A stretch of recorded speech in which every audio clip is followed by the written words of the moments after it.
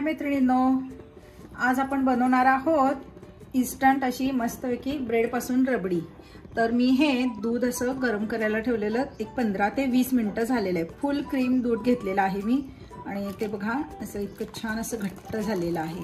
तुम्ही बघू शकता याची कन्सिस्टन्सी इतकं घट्ट झालेलं आहे।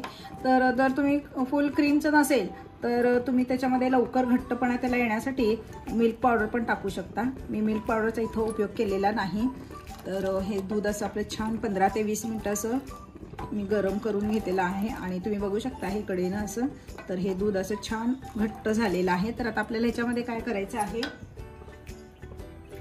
हे ब्रेड क्रम्स घेतलेला आहे, म्हणजे फ्रेश ब्रेडचा आहे, सुकलेला नाही आहे। तर ब्रेड आणला होता, तो अगदी सॉफ्ट होता। मग त्याचे जे कडेचे जे ब्राऊन असं हे होते ना, काठ होते ना, मी ते कट केले आणि फक्त मधल्या भागाचा असा मी चुरा करून घेतलाय मिक्सरवर। मी तो तुम्हाला दाखवू शकले नाही व्हिडिओ काही कारणास्तव, पण तुम्ही समजून घ्या। तर आपल्याला ह्याच्यामध्ये मी अर्धा लिटर, म्हणजे हे दूध होतं 1 लिटर, त्याचा आता आटून झालेला आहे अर्धा लिटर। तर अर्धा लिटरसाठी मी हे अर्धा कप असं ब्रेडचा क्रम्स घेतलेला आहे आणि तो आपल्याला इथं अजून एक 5 मिनिटात आपले छान असं आपल्याला एक 5 ते 7 मिनिटं आपल्याला असं परत घट्ट होईपर्यंत दूध असं छान मीडियम फ्लेमवर, मीडियम टू लो, दूध आपलं खाली करपवता कामा नये असं आपल्याला हलवून घट्ट थोडंसं घट्ट करून घ्यायचं आहे। हे आता एक 5 मिनिटं होत आलेली आहेत, दूध आपलं छान उकळी आलेली आहे।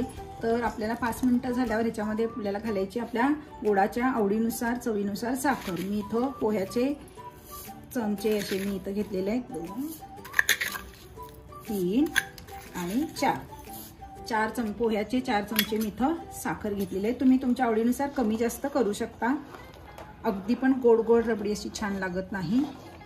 आणि साखर घातल्यावर आता परत आपल्याला अजून एक 3 ते 4 मिनिटं आपल्याला परत हे मीडियम फ्लेमवर आपल्याला परत गरम करून घ्यायचं आहे।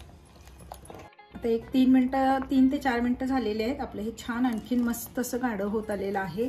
तर आपल्याला ह्याच्यात काय घालायचं आहे, हे ड्रायफ्रुट्स घालायचे आहेत, बदाम, काजू, पिस्ते, चारोळे, असं आपल्याला जे आवडीचे ड्रायफ्रुट्स आहेत ते आपल्याला ह्याच्यामध्ये घालायचे आहे। साधारणतः तुम्हाला जे आवडतात ते एक 2 ते 3 चमचे होतील असे ड्रायफ्रूटचे आपल्याला ह्याच्यामध्ये छान असे पातळ कट्स आपल्याला ह्याच्यामध्ये घालायचे। हे घातल्यानंतर आपल्याला इथं वेलची पूड घालायची आहे। वेलची पूड इथं 10 ते 12 असे वेलची असतात, त्याची मी इथं पूड करून घेतलेली आहे। तुम्ही कमी जास्त करू शकता, तुम्हाला जर जास्त आवडत नसेल तर एक 5-6 वेलचीचे पूड घालू शकता। मला जरा थोडासा फ्लेवर आवडतो म्हणून मी 10 वेलचीचे पूड करून घेतलेली। आता हे आपल्याला आणखीन एक 2 ते 3 मिनिटं परत आपल्याला हे छान असं गरम करायचं आहे। तोपर्यंत हे आपल्याला आता लो फ्लेमवर ठेवायचं आहे आणि आणखीन एक आपल्याला काय एक ह्याच्यामध्ये आपल्याला ट्विस्ट द्यायचा आहे, तो मी सांगते। चला आपण करूया।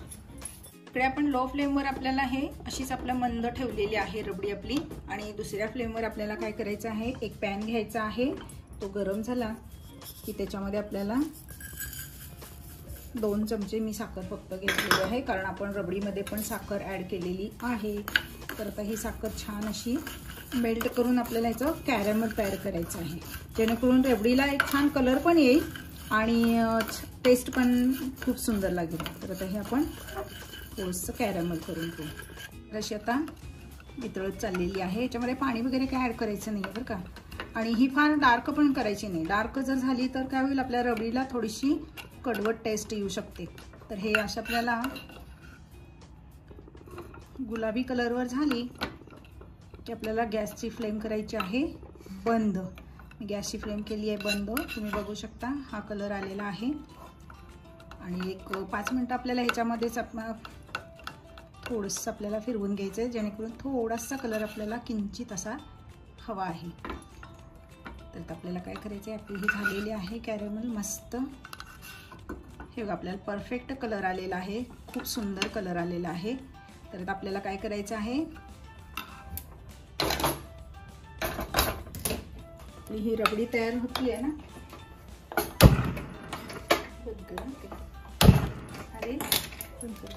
तर आपली ही रबडी छान अशी इकडं होती आहे ना। तर आता हे आपलं कॅरमेल आहे की नाही, आपल्याला हे ते ह्याच्यामध्ये आपल्याला रबडीमध्ये ॲड करायचे आणि परत एक हे सगळं वितळेपर्यंत, कॅरमल आपलं सगळं वितळेपर्यंत आपल्याला हलवत राहायचं. ते वितळून जातं, ते काही टेन्शन घ्यायचं काही हे नाही. जरी ह्याच्यामध्ये अशा गाठी झाल्या तरी ते नंतर हळूहळू मस्तपैकी वितळतं. तर आता आपण हे एक 5 मिनटं असं कॅरमल वितळेपर्यंत आणि रबडीला छान कॅरमलचा कलर येईपर्यंत आपल्याला लो फ्लेमवर हलवत राहायचं. तर हे बघा मैत्रिणींनो, आपली रबडी तयार झाली होती. आपण अशी मस्तपैकी बाउलमध्ये काढून ती फ्रीजमध्ये आपण ठेवली होती. फ्रीजरला ठेवायची नाही आहे, फ्रीजला खाली ठेवायची. तुम्ही बघू शकता याचं कसलं भारी याचं, अगदी मस्त झालेली आहे आणि कलर पण बघू शकता. तर आपण हे आता कशामध्ये सर्व करूया, आपण पारंपरिक पद्धतीने आपण ह्याच्यामध्ये मटक्यामध्ये आपण ती घालूया. तर हे बघा अशी आपण ही मस्तपैकी मटक्यामध्ये काढलेली आहे. तुम्ही मटक्यात घालून पण तुम्ही फ्रीजला ठेवू शकता. मी डायरेक्ट बाउल ठेवलेला आणि ही आपल्याला, आणि आपण ह्याच्यावर आता थोडेसे ड्रायफ्रूट्स घालूयात. असे मस्तपैकी ड्रायफ्रूट्स घातले ना की आणखीन ती छान लागते. आणि रोज पेटल्स असले तर थोडेसे आपण रोज पेटल्स पण ह्याच्यावर घालूयात. तर ही आपली झाली मस्तपैकी अशी दाणेदार अशी ब्रेडपासून बनवलेली इन्स्टंट रबडी. तर माझी ही रेसिपी तुम्हाला कशी वाटली ते नक्की कळवा आणि सबस्क्राईब करायला विसरू नका. तर असेच आपण आता एक मस्तपैकी रमजानसाठी छान छान पदार्थ बनवूयात, सरबत वगैरे. तर आणि परत भेटूयात. Bye bye.